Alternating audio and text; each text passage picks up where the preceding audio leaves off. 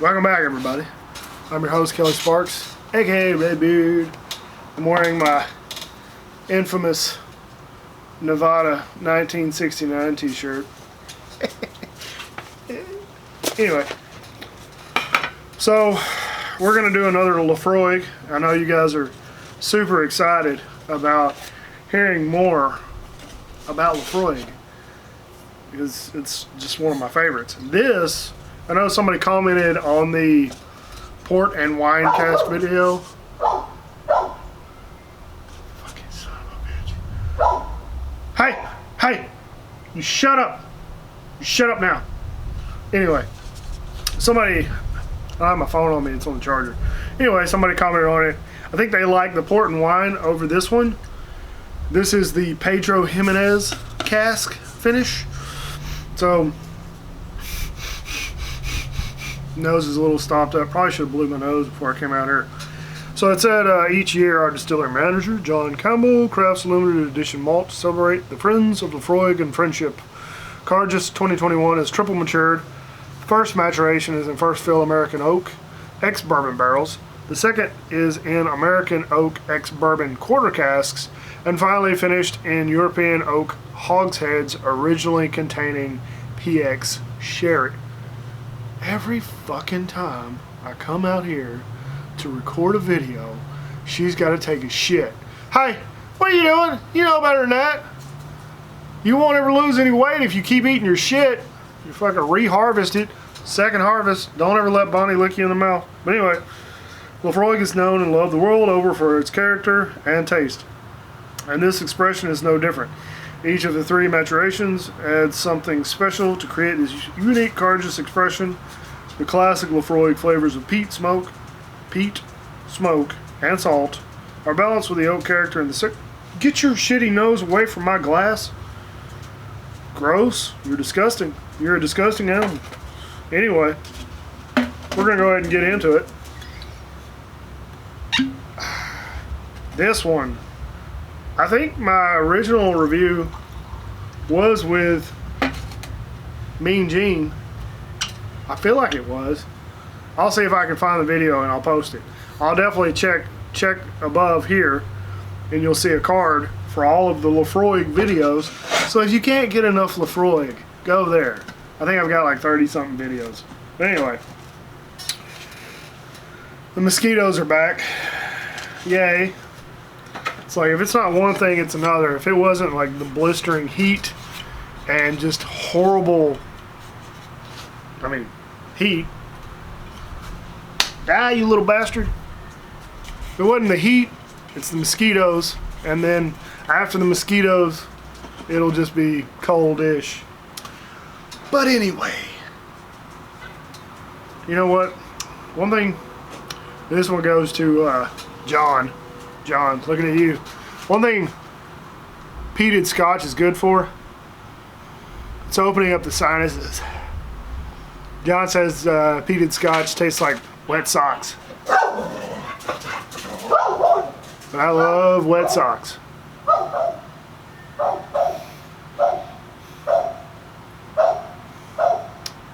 Fucking. Anyway, I'm gonna murder that dog.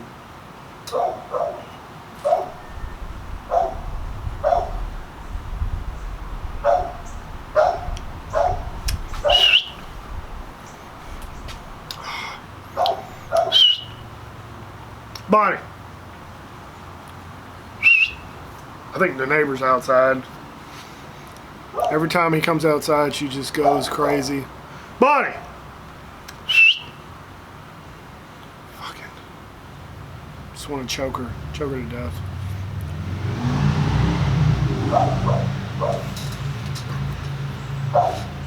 So this is what happens whenever you record on your back porch. You get mosquitoes, you get dogs. I'm gonna throw something at her.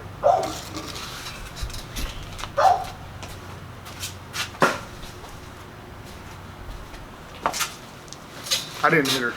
I hit a log. But it got her attention. And hence, you hear her now. Hey, you shut up. Sit there, sit down. Now I gotta get my stick. See, you go over there, you bark, You're gonna tell Joe we're out here recording, and then he's gonna want to come over and hang out, and then I can't record and talk to everybody.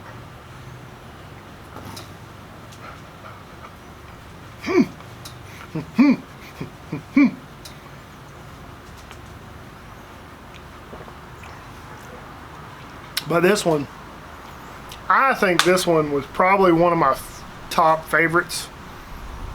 There he is. There's Joe. Joe's a good neighbor. He really is. He's super helpful. Super nice guy. Just willing to do anything for you if you ask him. But hey, you sit down. We're trying to go unnoticed. Trying to go unnoticed. Because he's going to come over here and start talking. And then we can't talk to the camera. And everybody out there. But I think this one was probably one of my favorites. He's got his dog out there too. Bonnie, she wants to kill that dog. Oh, I need to trim your nails. I need to get her nails trimmed. I got a lady who comes by, trims Bonnie's nails about once a month, if I remember to call her. But I think this was probably one of my favorites. Just the amount of depth and character that this specific single malt has from the triple maturation. I mean, I feel like this is one of the ones, John, looking at you, if you were ever going to dip your toe into the water of Scotch, peated Scotch, because some Scotches, I mean, are obviously floral, but peated Scotch, this would probably be the one that would be more palatable for you. I doubt you're gonna fucking find it on the shelf anymore. Fuck are you doing, retard? Talking to the dog. She's trying to get the flies. Now the flies are here. The flies and the mosquitoes are having an all-out war on my face.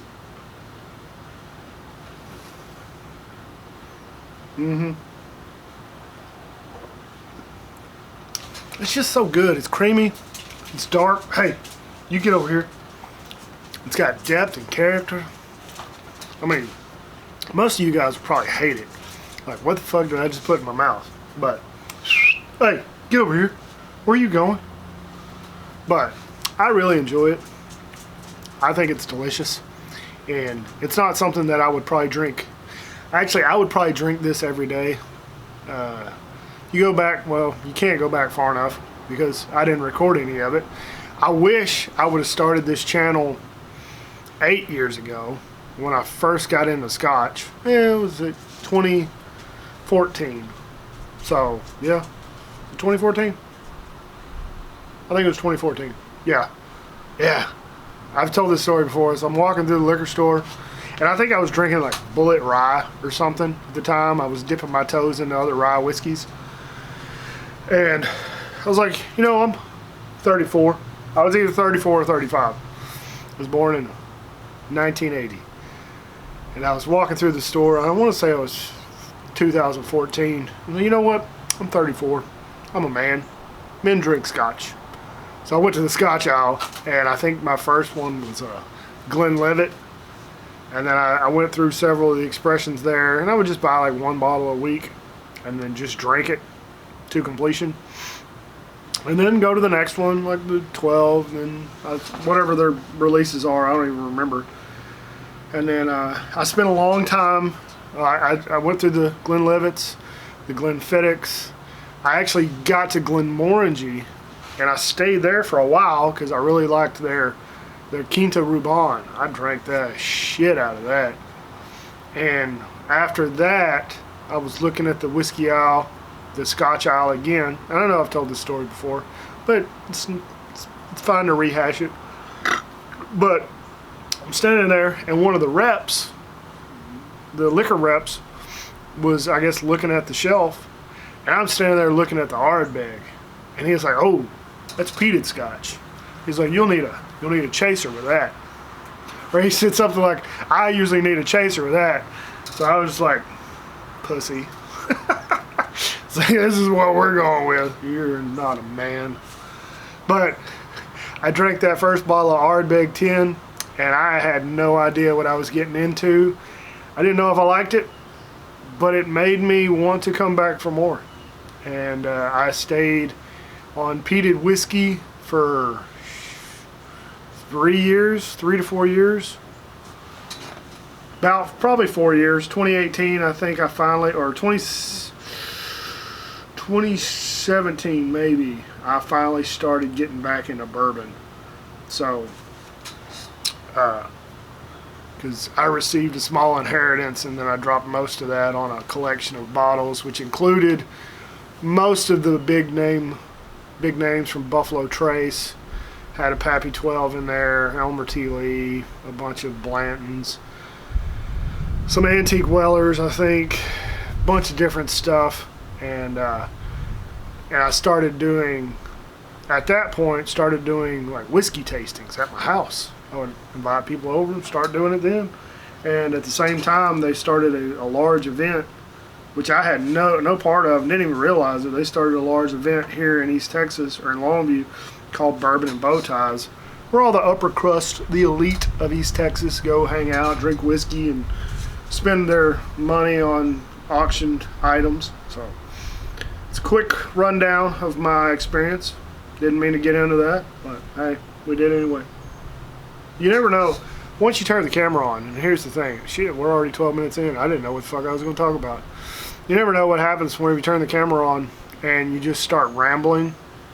What ideas come out of your head, or thoughts and memories, and you'll just take a trip down memory lane and just think about all the stuff.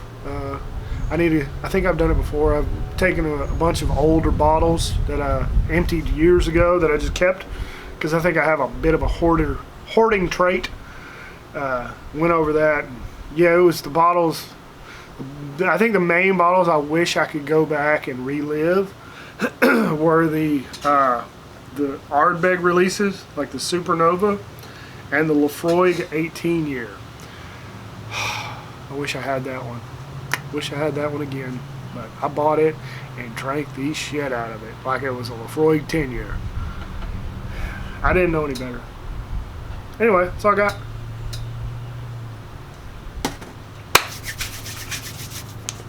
Thanks for watching. Like the video, subscribe, share it with your friends, all that good stuff. Check the bell for notifications. I need to start putting all my links back down in the description again. I haven't done that in a while. But if you want to donate or anything, there's on my homepage, there's links to like Venmo and Cash App, I think, or something like that, or PayPal, maybe PayPal. But if you want to buy a shirt, I got a few of the Sparks Unlimited whiskey reviews left.